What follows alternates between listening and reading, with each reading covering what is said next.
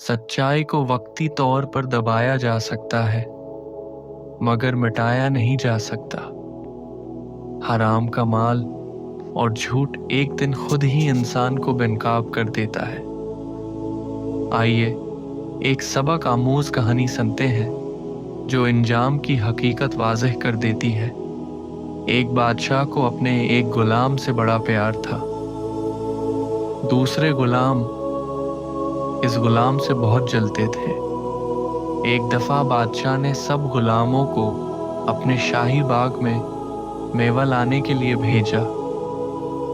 सबने बादशाह के उस मंजूर नज़र गुलाम के खिलाफ साजिश की और सारा मेवा खुद खा गए और बादशाह से ये कह दिया कि आपका मंजूर नज़र गुलाम सारा मेवा खा गया है।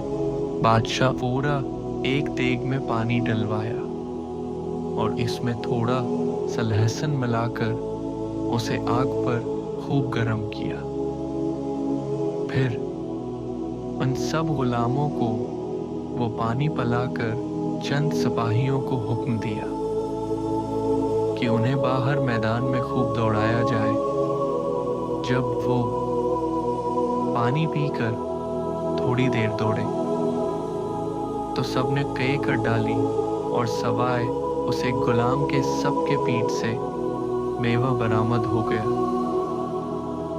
और चोर पकड़े गए।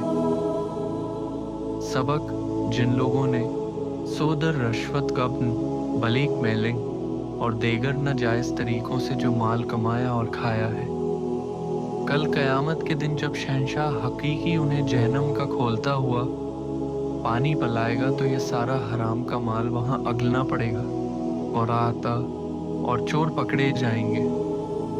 बस आज तौबा करके अपने आप को साफ कर लेना चाहिए।